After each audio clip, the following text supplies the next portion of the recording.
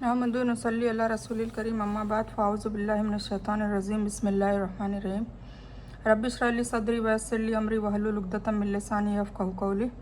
अस्सलामु अलैकुम वरहमतुल्लाहि वबरकातुहू।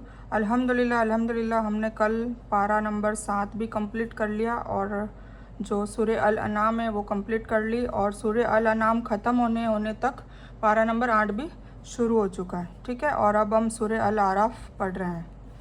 तो उससे पहले खुलासा करना था सूरह अल अनाम का, तो वो मैं कर रही हूँ। उसके बाद हम सूरह अल आराफ शुरू करेंगे। औज़ु बिल्लाहि मिनश शैतानिर रजीम बिस्मिल्लाहिर रहमानिर रहीम।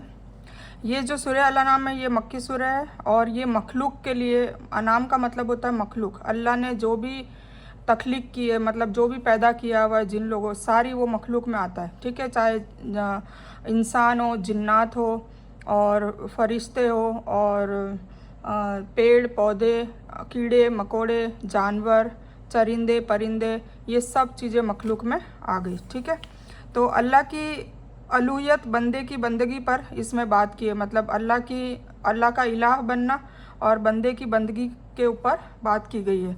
बंदे की बंदगी, अल्लाह की तारीफ़, अल्लाह की बनाई हुई दुनिया का निज़ाम, मतलब सारी मखलूक, और रात और दिन के बारे में बताया, अंधेरे और नूर के बारे में बात की। इसी तरह कुफ्र और ईमान की भी बात की। ठीक है, हलाल हराम की भी इसमें बात की भी है। कायनात की बात करके दुनिया की भी सैर कराता है अल्लाह कि देखो मेरी कुदरत को, देखो मेरी निशानियों को देखो। और आखिरत की बात करके जन्नत की बशारत की है नेकोकारों के लिए। कुफ़ार की हट दर्मी की बात की और उसका नतीजा जहन्नम को बताया। हमारी बॉडी, हमारा दिल सब अल्लाह के कंट्रोल में है और सब उसी की मर्ज़ी से चलता है, उस पर कोई हमारा कंट्रोल नहीं है, ये समझाया। थोड़े से ऑर्गन का इस्तेमाल में हमें आज़ादी दी है, जैसे जिसका इस्तेमाल हम अपनी मर्ज़ी से करते हैं, जैसे हाथ पाँव, आँख नाक दिल, आँख नाक ज़ुबान। तो उसमें भी अगर नाफरमानी में शिर्क या गुनाह आ गया उसके इस्तेमाल में, तो फिर हलाक कर दिया जाएगा।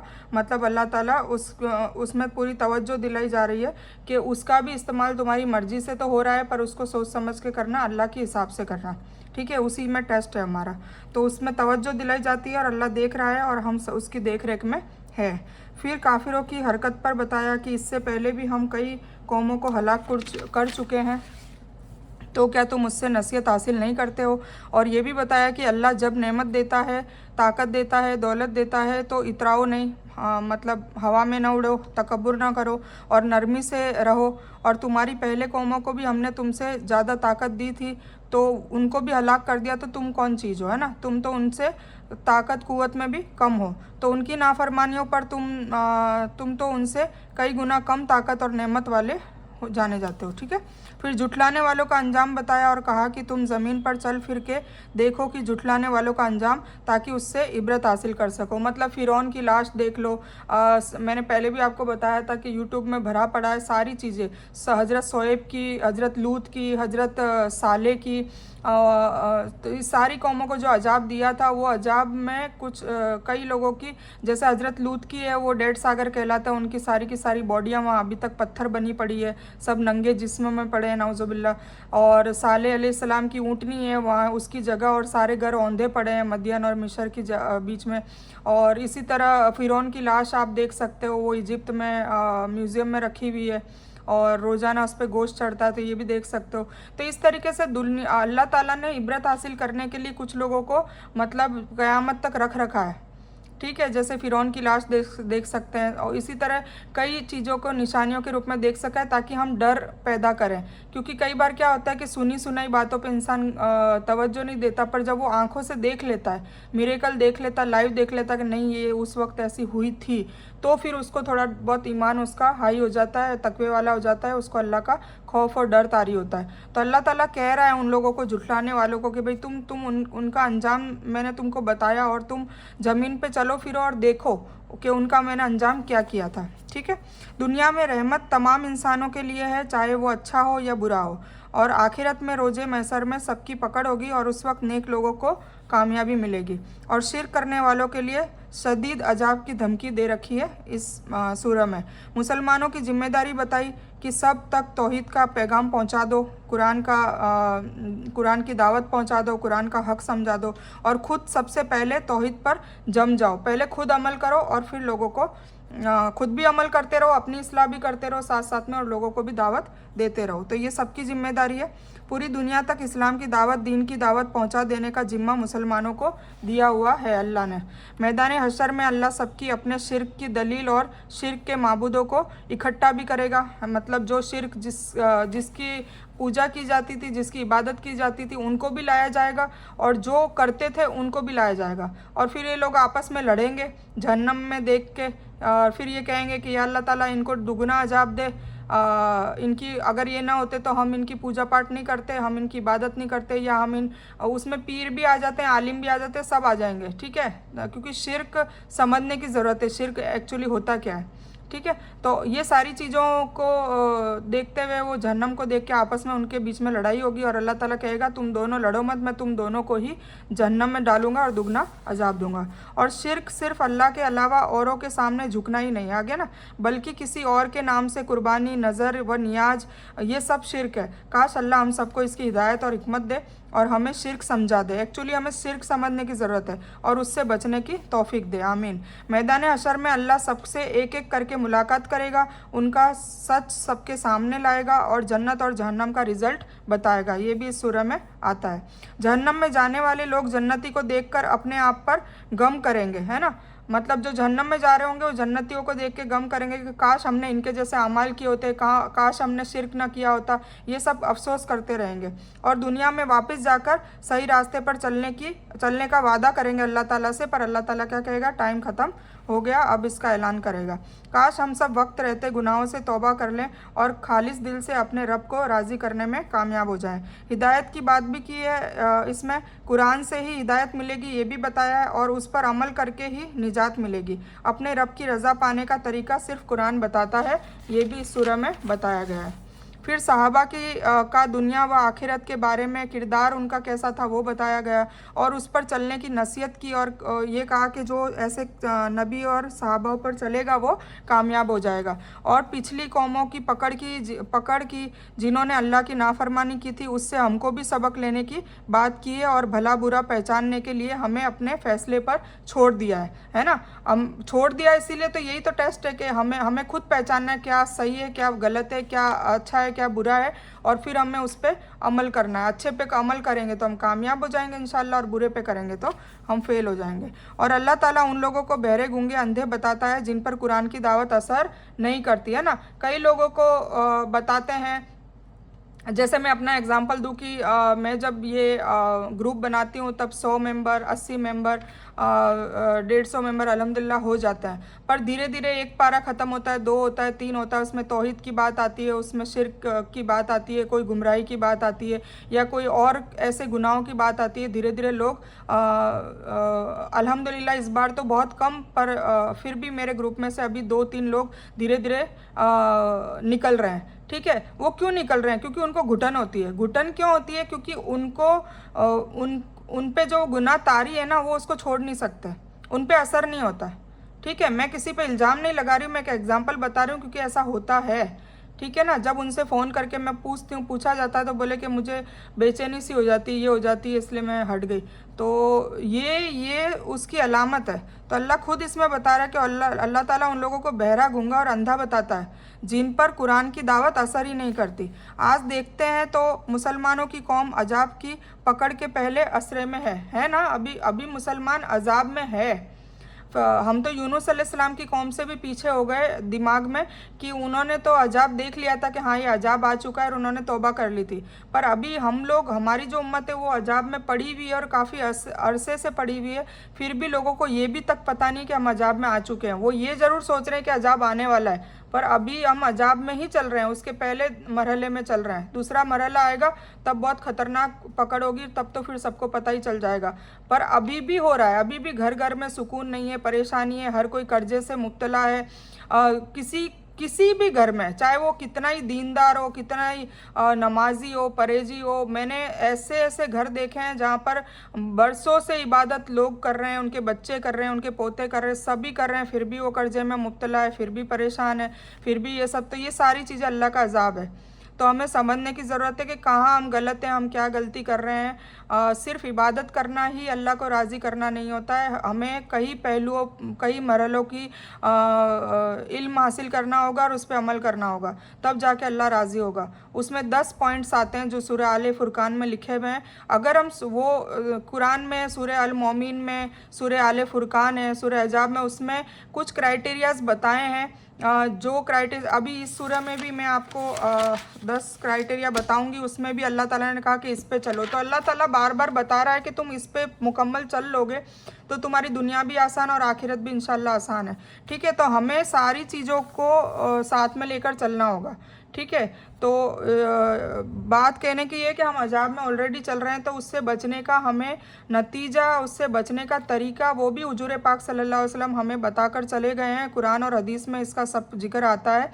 तो हमें उस पर चलने की नीयत करनी है, अल्लाह से ये भी दुआ करनी है कि या अल्लाह ताला इस पे चलने के लिए हमें ताकत दे, क़ुव्वत दे, तौफीक दे, हिदायत दे, हिकमत दे और हमें तरीका सिखा दे।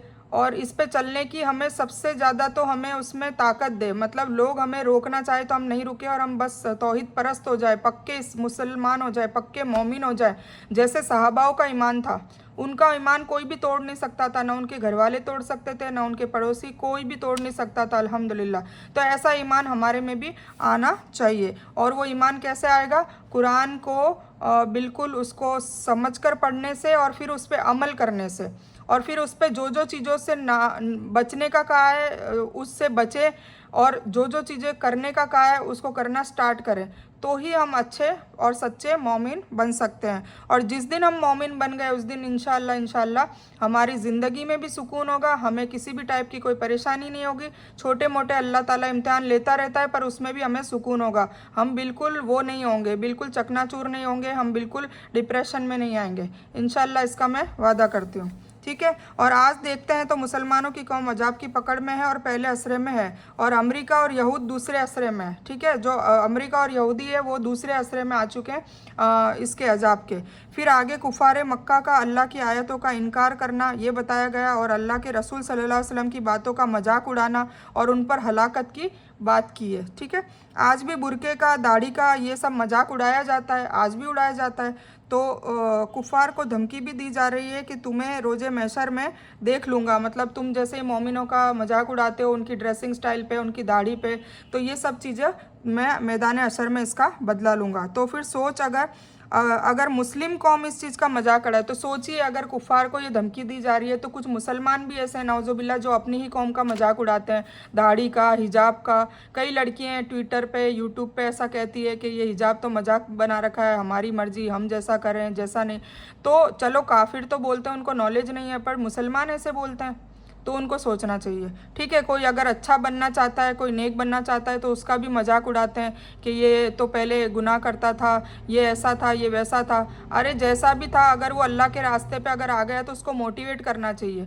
फिर उसकी हंसी मजाक उड़ाते हैं, तो अगर उनका ईमान कच्चा होता है तो वो वापस गुनाह पे आ जाते हैं कि हम तो नहीं करेंगे। तो वो सारा वबाल किस पे आएगा? मजाक उड़ाने वाले पे, और दुनिया में भी फिर उसको भुगतना पड़ेगा और मैदान हशर में भी भुगतना पड़ेगा। तो ये सब अच्छे अखलाक है, तो इसको समझने की ज़रूरत है। बहुत कम लोग हैं, बहुत कम लोग हैं, बहुत कम लोग हैं जो अखलाक में फेल हैं। बाकी सब चीज़ें होगी उनके पास, इबादतें भी भर भर के होगी, तहज्जुद भी भर भर के पढ़ते होंगे, हज भी कुछ लोग तो हर साल हज करने चले जाते हैं, हर महीने उम्रा करने चले जाते हैं। ये सारी चीज़ें एक तरफ है, सारी चीज़ें एक तरफ है, अखलाक एक तरफ है। और अखलाक की हिकमत लोगों में होती नहीं है। इल्म हासिल कर लेते हैं, उसका घमंड करते हैं, उनको ये तक नहीं पता चलता कि उसका घमंड कर रहे हैं। उनका तकब्बुर उनकी बॉडी में झलक रहा है, उनकी बात करने की स्टाइल, उनके लहजे में उनका इल्म का तकब्बुर झलकता है, पर उनको इस चीज़ का एहसास नहीं होता है। तो ये समझने की ज़रूरत है। तो हम सबको कह रही हूँ कि हम सबको ये सीखने की ज़रूरत है कि अल्लाह ताला मोमिन का अखलाक कैसा करना चाहता है। ठीक है, तो वो इस कुरान में स्टेप वाइज भी बताया गया है, जैसे सूरह आले फुरकान में 10 पॉइंट बताए हैं कि ये है इबादुर रहमान, ये है रहमान के बंदे, और ये है अल्लाह के बंदे। तो अल्लाह के बंदे तो नॉर्मल होते हैं जो गुनहगार और सब, और रहमान के बंदों में 10 सिफत होनी चाहिए। अभी इस सूरह में भी 10 सिफत वाली चीज़ें बताइए कि इन चीज़ों से बचना चाहिए, ये गुनाह से बचो, तो ये कबीरा गुनाह है। तो इस तरीके से हमें कुरान खोल खोल कर बता रहा है। तो जब भी हम इसको जानें तो बस इससे अल्लाह से दुआ करें, और जैसे देखिए दुआ करेंगे, शिद्दत से मांगेंगे तो इंशाल्लाह हमें अल्लाह तौफीक भी देता है, ताकत भी देता है। और जब हम उसको अप्लाई करने की कोशिश ठान लेते हैं तो फिर हम उस पर आ भी जाते हैं धीरे धीरे, है ना। जैसे पर्दे की बात हो तो पर्दा हम धीरे धीरे करें, धीरे धीरे करें। सर पे नहीं ओढ़ते हैं तो सर पे ओढ़ना स्टार्ट कर दें। फिर जो सतर है मैंने बताया था, जैसे ये 2 पंजे हाथ के और इसी तरह पाँव के पंजे और चेहरा, उतने तक भी हम मतलब उसके अलावा बाकी सब आज़ा को कवर कर लें। फिर धीरे धीरे बुरखे पे आ जाएं। तो इस तरीके से हम धीरे धीरे करेंगे, क्योंकि कुरान भी देखो 23 साल में नाजिल हुआ, उसमें भी अल्लाह की हिकमत ये थी कि धीरे धीरे इंसान अप्लाई कर सकता है। एक दिन में कोई इंसान मौलवी या आलिम नहीं बन जाता है ना। उसको धीरे धीरे वो सब उसमें आती है, हिकमत भी आती है, हिदायत भी आती है, वो धीरे धीरे होती है। बस ये है कि हमें इतनी कोशिश करनी है कि जो गुनाह हमने छोड़ दिया वो छोड़ दिया, उसको फिर वापस लाने की कोशिश न करें। और कभी कभार इब्लिस के चक्कर में फंस गए और आ भी गए तो तुरंत तौबा करें और अल्लाह से माफ़ी मांगे, अल्लाह के सामने रुजू हों और नेक बातें जो है उसको बढ़ाते रहें। तौहीद को बढ़ाएं, अपने सवाबों को बढ़ाएं, अपने नेकियों को बढ़ाएं, अपने अखलाक को बढ़ाएं, अपने अखलाक को खुद को टटोलें। मैंने तो डायरी लिख रखी थी कि मेरे में क्या क्या चीज़ें कमी है। देखो, सबसे पहली अपनी इस्लाह ज़रूरी है, अपने आप को सुधारने की कोशिश करें, ठीक है। तो उससे क्या होगा कि आपका अगर किरदार में कुछ चीज़ ऐसी कमी नज़र आएगी तो आपकी बात का असर कम होगा, वरना आपका बात का असर अल्हम्दुलिल्लाह बहुत अच्छा होता है। बहुत लोगों को समझ आती है, बहुत लोग चेंज हो जाते हैं, पर उसके लिए एक्चुअल में आपका खुद का किरदार अच्छा होना ज़रूरी है, ठीक है।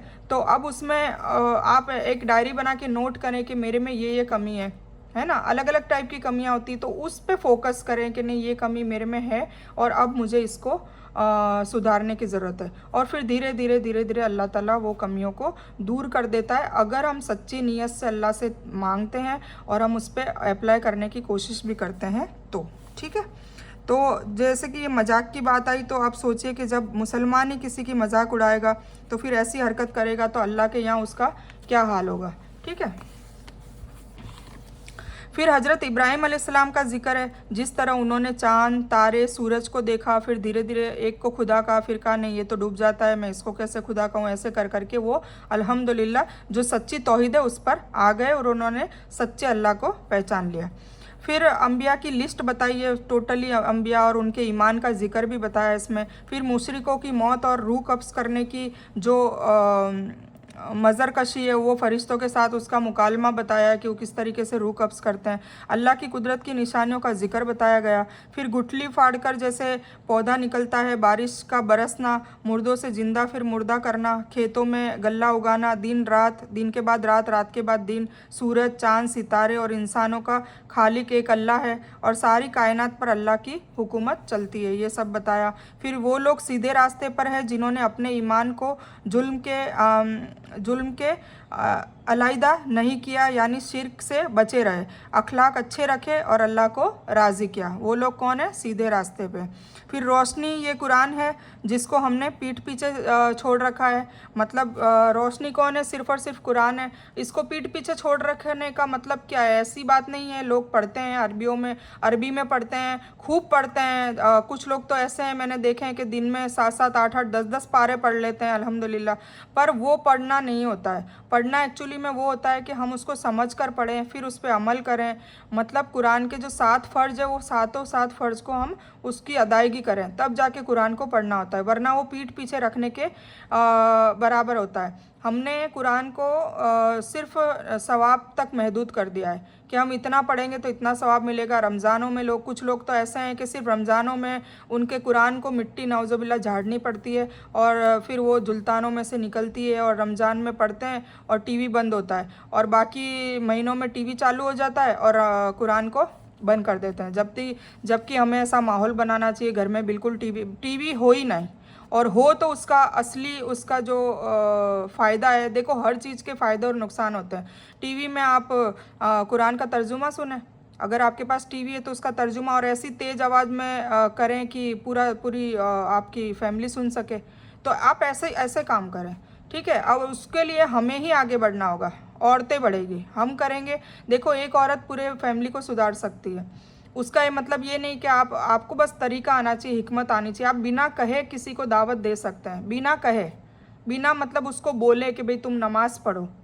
उसको बिना उसमें कई तरीके हैं, जैसे हस्बैंड पास में बैठे हुए हैं या बच्चा बैठा हुआ है, तो हम किसी और का एग्जाम्पल देके कि फ़ला फ़ला बच्चा ऐसा था। तो ये सब देखो, मैं भी ऐसे आजमाती हूँ और अल्हम्दुलिल्लाह उससे फ़र्क भी पड़ता है। और अल्लाह ने दुआ भी दी है कि रब्बना हबलना मिन अज़वाजिना व ज़ुर्रिय्यतिना कुर्रता अय्युन वजअलना लिलमुत्तक़ीना इमामा। कई लेडीज़ अभी इस ग्रुप में जो मुझे फ़ोन कर करके कहती है कि मेरे बच्चे नमाज़ नहीं पढ़ते, मेरे शौहर में नमाज़ नहीं पढ़ते, तो उसके लिए आप दुआ करें।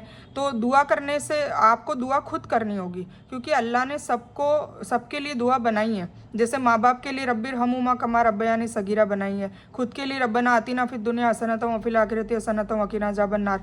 तो इस तरीके से मैं सभी को फिर ये दुआ बताती हूँ कि रब्बना हबलना मिन अज़वाजिना व ज़ुर्रिय्यतिना कुर्रता अयुन वजअलना लिलमुत्तक़ीना इमामा पढ़ें, और इससे अल्हम्दुलिल्लाह फ़र्क पड़ता है। फिर दुआ भी सिर्फ खाली दुआ नहीं पढ़नी है, दुआ भी पढ़नी, फिर कोशिश भी करनी है, ठीक है। तो धीरे धीरे बच्चे जब सबसे अच्छा तो ये कि बचपन से ही उसको ग्रूम करने की कोशिश करें। बचपन से ही देखिए, अगर आपका बच्चा छोटा है, अगर आप खुद ही नमाजी नहीं होंगे तो वो कैसे सीखेगा? बच्चा देखेगा तो सीखेगा ना। तो खुद नमाज पढ़े तो बच्चा चाहे कितना ही छोटा हो, 1.25 साल का, 1.5 साल का, 2 साल का, उसको अपनी जानमाज पे, चाहे वो आगे आ रहा है, ये सब चीज़ें हम क्या करते हैं, बच्चों को दूर फेंक देते हैं। जब अगर इबादत कर रहे हैं तो डिस्टर्ब होने के चक्कर में बच्चों को सामने रखें, चाहे वो सामने घूम रहा है, अपने साथ खेल रहा है, अपनी नमाज पढ़ रहे हैं तो वो डिस्टर्ब कर रहा है, सजदा कर रहे हैं तो नीचे सो जाता है। तो ये सब चीज़ें करने दें। हुजूर पाक सल्लल्लाहु अलैहि वसल्लम खुद करने देते थे। हसन हुसैन रज़ियल्लाहु ताला अन्हु छोटे बच्चे थे, वो कई घंटों तक हुजूर पाक सल्लल्लाहु अलैहि वसल्लम की पीठ पे बैठे रहते थे।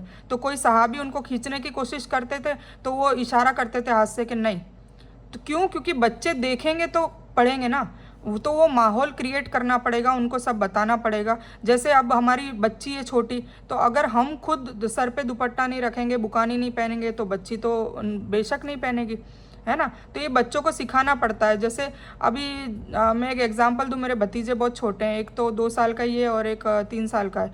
तो घर में ऐसा माहौल बना रखा है कि अजान होती है तो सब चुप हो जाते हैं, जो काम करता है वो काम भले ही करे पर मुंह बंद हो जाता है, ठीक है। टीवी में, जैसे वहाँ तो टीवी में सीरियल वीरियल नहीं देखते, पर टीवी में पारा चल रहा होता है, कुरान चल रहा होता है, तो वो भी बंद करना होता है। कुरान भी नहीं पढ़ सकते हम अजान के टाइम, तो वो बंद करते हैं। तो मान लो थोड़ा 2-3 मिनट लेट हो जाती है ना, तो बच्चे खुद बोलते हैं, दादू दादू टीवी बंद करो, अजान हो गई, अल्लाह हो गई, अल्लाह हो गई।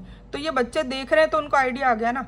तो इस तरीके से हमें माहौल बनाना पड़ेगा। हमें खुद पहले, वही बात है कि हमें अपनी इस्लाह करनी होगी। जब हम करेंगे तब हमारे बच्चे करेंगे। फिर जब वो बच्चे बड़े हो जाते हैं तो हम शिकायतें करते हैं, फिर हम ये कहते हैं कि भाई कोई दुआ बताओ, कोई इस पे इसका तावीज़ बनाओ, नाउज़ुबिल्लाह। फिर पता नहीं क्या क्या अटकलें करते हैं कि ये नमाजी बन जाए।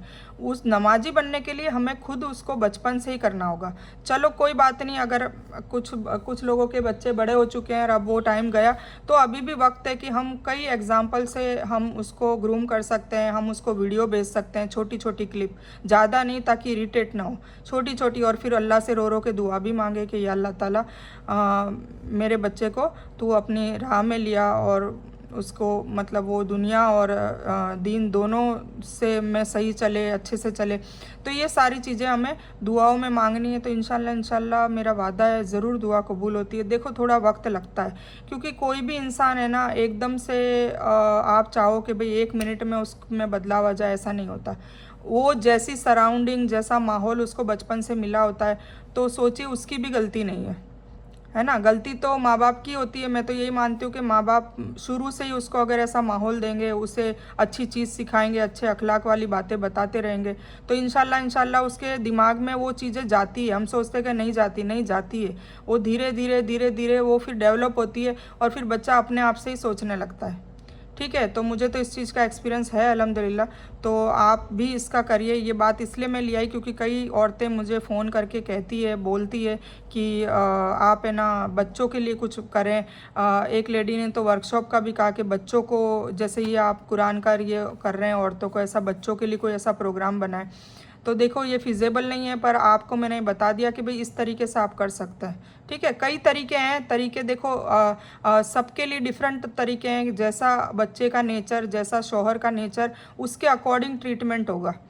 ऐसा नहीं है कि सबको एक ही ट्रीटमेंट से चलेंगे। यही तो हिकमत की बात होती है। हिकमत का यही है कि हर इंसान पे, हर बंदे पे दावत का जो तरीका होता है वो अलग होता है ना। किसी को हम डायरेक्ट भी कह दें तो उसको असर हो जाता है, बहुत जल्दी उस पर इफ़ेक्ट हो जाता है। और किसी को डायरेक्ट कहने से वो चिड़चिड़ा हो जाता है और हमारे से दूर किनारा कर लेता है।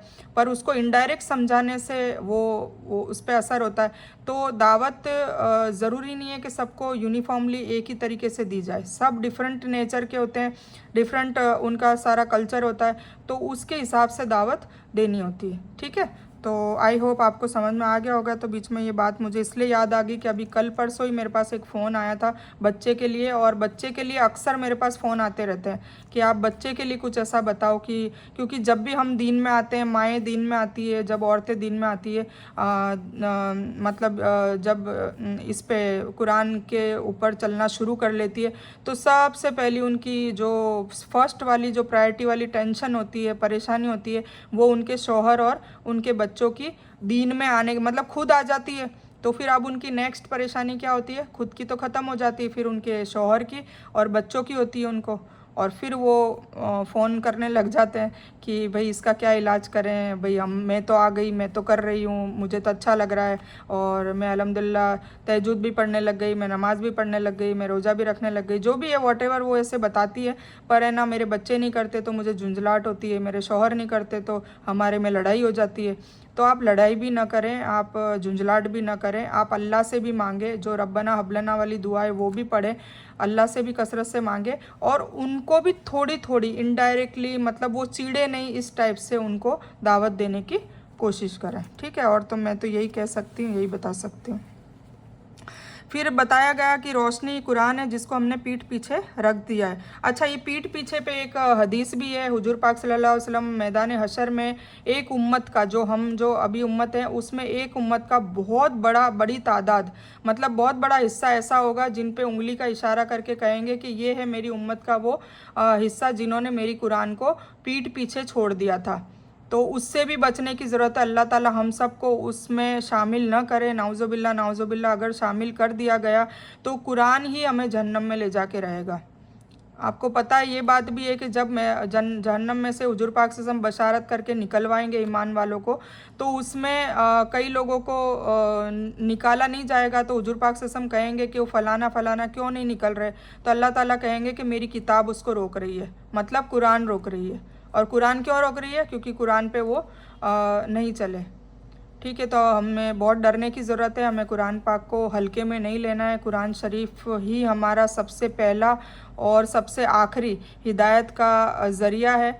और हदीस इसलिए कहते हैं कि कुरान में इतनी डिटेल नहीं है। जैसे कुरान में लिखा है अस्सलातु वज़्ज़कात, नमाज़ पढ़ो, ज़कात दो, पर नमाज 5 वक्त की पढ़नी है, वो हदीस बताती है, इसलिए हदीस पढ़ना है। ज़कात जो दो ये कहा जाता है, तो ज़कात 2.5% देनी है, वो हदीस बताती है। किसको देनी है, कब देनी है, क्या करना है, तो वो सारी जो प्रोटोकॉल है वो सब हदीस बताती है। इसलिए हम कुरान के साथ हदीस को जोड़ते हैं। बाकी तौहीद का तो एक ही किताब है ना, फर्स्ट एंड लास्ट एक ही किताब है। तौहीद हो, अखलाक हो, सारी चीज़ें। पर कुछ चीज़ें ऐसी है जो डिटेल में नहीं दी है, तो फिर उसकी डिटेलिंग हमें कौन बताएगी?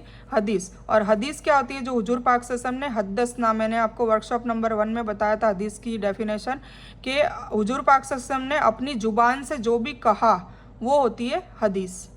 ठीक है, तो ये होती है। और सुन्नत क्या होती है? जो हुजूर पाक सल्लल्लाहु अलैहि वसल्लम ने करके दिखाया प्रैक्टिकली। जैसे उन्होंने नमाज़ पढ़ के दिखाई, उन्होंने गुस्ल किया, उन्होंने खाया, उन्होंने पिया, उन्होंने तिजारत की, उन्होंने बात की, उन्होंने जो भी चीज़ वो उन्होंने करके दिखाई, वो है सुन्नत। ठीक है, तो इसीलिए हम बार बार कहते हैं कि कुरान, हदीस और सुन्नत, बस ये 3 ही हमारे मेन सुतून कह लो, स्तंभ कह लो, इन्हीं के हिसाब से हमें चलना है, तब जाके हम सही रास्ते पर होंगे। ठीक है, और ये कुरान बार बार अभी हम 8वां पारा चल रहे हैं, 8वें पारे में आप खुद देख लीजिए, आप लोगों ने अगर पूरी वीडियो सुनी है मेरी तो उसमें हजारों बार यही आ चुका है कि कुरान पे अमल करो, आ चुका है ना। अभी इसमें भी यही है कि रोशनी ये कुरान है जिसको हमने पीठ पीछे रख रखा है।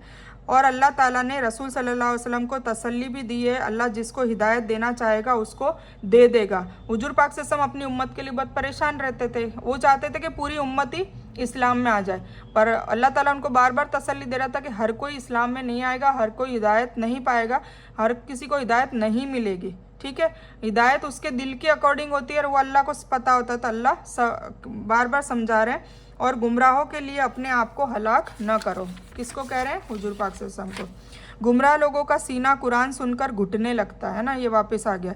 तो ये भी बताया गया, उनका जी नहीं करता कि वो कुरान समझना चाहे, वो जी नहीं करता है ना, वो किसी न किसी टाइप से पीछा छुड़ा लेते हैं। और ईमान वाले कुरान सुनकर सुकून पाते हैं, और जो ईमान वाले होते हैं सही में हिदायत उनको मिल रही होती है तो वो उनको अच्छा लगता है, कुरान सुनकर उनको सुकून मिलता है। तो ये भी एक अलामत है कि हम ईमान पर है या नहीं है, ये भी एक अलामत है। इससे भी हमें अपने आप को कैटेगराइज कर लेना चाहिए कि क्या हम कुरान सुनकर हमें मज़ा आता है या कुरान सुनकर हमें घुटन होती है।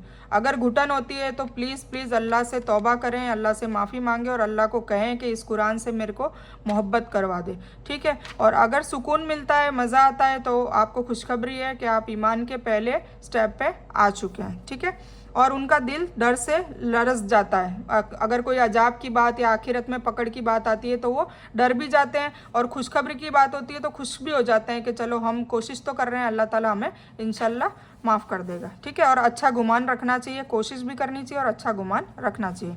और जब गुनहगारों को दोजख में डाला जाएगा तो अल्लाह उनसे पूछेगा कि तुम्हें कोई खबरदार करने नहीं आया था, कोई आया नहीं था जो तुम्हें कुरान पढ़कर सुना देता, है ना। इसमें भी देखो कुरान की बात आई। अल्लाह ये गवाही लेगा क्योंकि अल्लाह ताला बस्तियों को जुल्म के साथ हलाक नहीं करता, है ना। मतलब जिसके पास दावत नहीं पहुंची होती उसको एकदम से हलाक नहीं करता, क्योंकि वो गाफिल है। जब उसके पास दावत की उज्जत पूरी हो जाती तब वो जालिम होता है। तो अल्लाह कह रहा है किसी पे जुल्म नहीं करता, मैदान हशर में सबके हिसाब उनके अमाल के हिसाब से होंगे। फिर मक्का के कुफ़ार क्या करते थे? वे खाने पीने में भी अमल खुद ही हराम हलाल के कानून बनाते थे और अल्लाह उनसे सख्त हिसाब लेगा, है ना। मक्का के कुफ़ार अपने नियम खुद ही बना लेते थे, नाउज़ुबिल्लाह। ठीक है, क्या हलाल है क्या हराम है, इस तरीके से।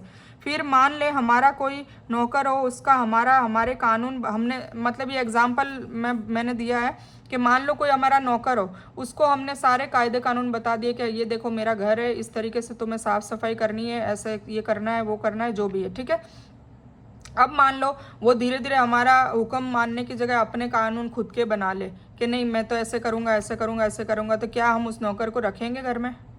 हम इस पे एहसान भी जताएंगे, मैं तेरे को सैलरी देता हूँ और तू क्यों फिर मेरी मनमानी, खुद की मनमानी करता है।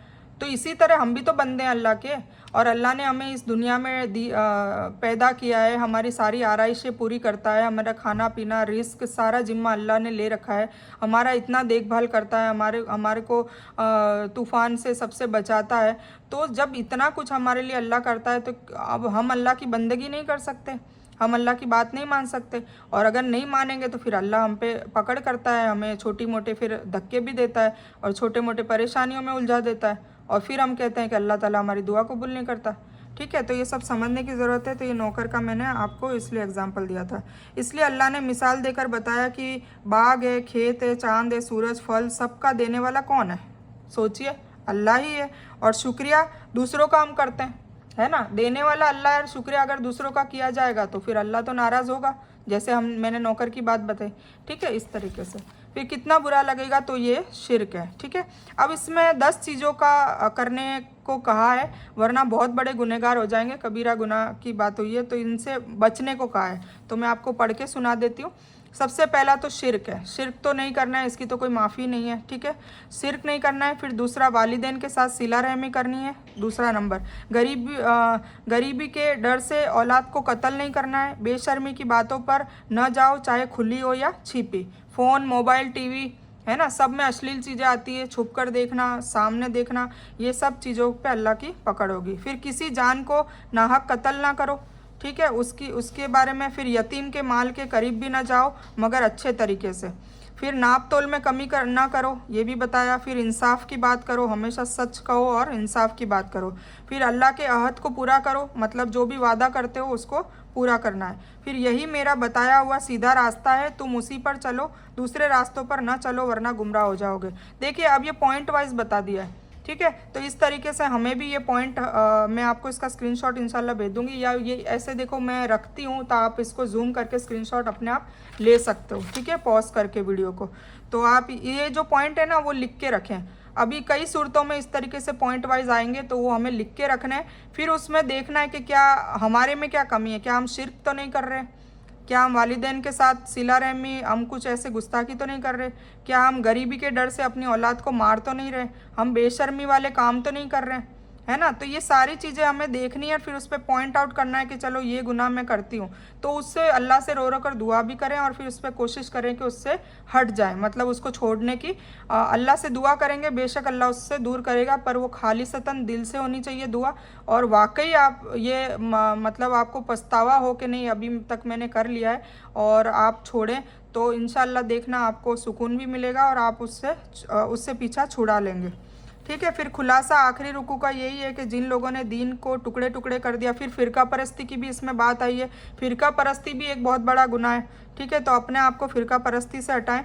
तो ये चीज़ आई है कि इसके आखिरी रुकू का जिन लोगों ने दीन को टुकड़े टुकड़े कर दिया है और फ़िरका परस्ती में पड़ गए हैं और अपने अमल को ही ख़ास तरजीह देते हैं, मतलब अपने फ़िरके को सही समझते हैं, दूसरे फ़िरके को नाउज़ुबिल्लाह जहन्नमी कहते हैं, जबकि जहन्नमी कहने का हक़ सिर्फ़ अल्लाह का है, किसी नबी तक को नहीं दिया है। तो हम कौन होते हैं किसी को जहन्नमी कहने वाले, है ना। बहुत फटाक से जज कर लेते हैं, किसी की ड्रेसिंग स्टाइल अगर नहीं है, उसने पर्दा नहीं कर रखा है या कोई गुस्सेल है या तो किसी फटाक से उससे जज कर लेते हैं कि ये तो गुनहगार है।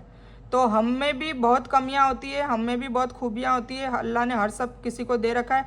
और दिल का मेन तो है दिल अच्छा होना चाहिए, और दिल अच्छा है बुरा है सिर्फ और सिर्फ अल्लाह जान सकता है, हम नहीं जान सकते। जैसे मैंने मूसा अलैहिस्सलाम का एग्जाम्पल दिया था कि मूसा अलैहिस्सलाम ने आम पब्लिक के सामने कत्ल भी कर दिया था, गुस्सैल भी थे, बहुत जल्दी गुस्सा आ जाता था, पर अल्लाह ने उनको रसूल बनाया और 5 रसूलों में से उनको बहुत अच्छे कैटेगरी वाला रसूल बनाया। अल्लाह ने खुद कलाम किया उनसे, तो फिर आम जनता तो उनको रसूल नहीं बनाती ना, नाउज़ुबिल्लाह। अल्लाह ने बनाया, क्यों? क्योंकि अल्लाह ने उनका दिल पढ़ लिया। तो हमें कभी भी किसी को जज नहीं करना चाहिए, कौन सही है कौन गलत है, कौन अच्छा है कौन बुरा है, कौन जहन्नमी है कौन जन्नती है। ये सब काम अल्लाह पे छोड़ें, अपने आप पे न लें, अपने आप को दूसरे जो काम है वो करें, ठीक है। तो ये सारी चीज़ें फिर तो आप सल्लल्लाहु अलैहि वसल्लम को कहा कि उनसे तुम्हारा कोई ताल्लुक़ नहीं है जो फ़िरका परस्ती में पड़े हुए हैं, ठीक है। तो ये चीज़ भी हमें बताई गई। फिर कहो मेरी नमाज मेरा जीना मेरा मरना सब के सब रब्बुल आलमीन मतलब अल्लाह के लिए है, इसका कोई शरीक नहीं है और इसी का मुझे हुक्म दिया गया है, मतलब तौहीद में इसका बहुत जोर दिया गया है इस सूरत में, ठीक है। तो ये है सूरह अल अनाम। तो आई होप आपको समझ में आ गई होगी। बहुत सारे कायदे कानून और मेन अखलाक की बात बताइए, मखलूक की बात बताइए। अल्लाह ने बताया है कि भाई ये हलाल हराम, ये सही ये गलत है। तो इसी तरीके से आपको अच्छा लग रहा होगा। मुझे 2-3 एक लेडी का तो बहुत फ़ोन आते हैं, अल्हम्दुलिल्लाह वो कहती है कि अल्हम्दुलिल्लाह बहुत अच्छे से समझ में आ रहा है और अब समझ में आ रहा है कि सही में वाकई कुछ चीज़ें हम गलत करते हैं और हमें पता ही नहीं चलती क्योंकि हमने कुरान को अभी तक समझा ही नहीं था। तो बस मैं यही चाहती हूँ, अगर तुम्हें कुछ चीज़ अच्छी लग रही हो तो प्लीज़ मुझे भी फ़ोन करके मेरा हौसला बढ़ाएं ताकि मुझे अच्छा लगे। तो कई लोग फ़ोन करते हैं, कई लोग नहीं, मतलब 2-3 लोग ही करते हैं, ज़्यादा नहीं करते। तो मुझे फिर ऐसा भी लगता है कि सारे लोग वीडियो सुन भी रहे हैं नहीं सुन रहे हैं, तो ये वाली बात है, ठीक है। तो अल्लाह ताला हम सबको हिदायत और हिकमत और तौफीक दे इस पे चलने की। तो मैं इस बयान को यही ख़त्म करती हूँ। सूरह अल आराफ हम इंशाल्लाह कल ले लेंगे क्योंकि सूरह अल अनाम का खुलासा बहुत लंबा हो गया है। तो इस बयान में कुछ भी दीन की अच्छी और हक बात आई है वो सिर्फ़ और सिर्फ अल्लाह की तरफ से है, और बुरी या गलत बात जो गलती से या जज्बात में आकर मेरे मुंह से कुछ भी गलत वर्ड या कोई गलत बात निकल गई हो तो वो मेरी तरफ से है। और इस गलती के लिए मैं अल्लाह अज़्ज़ व जल से और आप सभी लोगों से माफ़ी की तलबगार हूँ।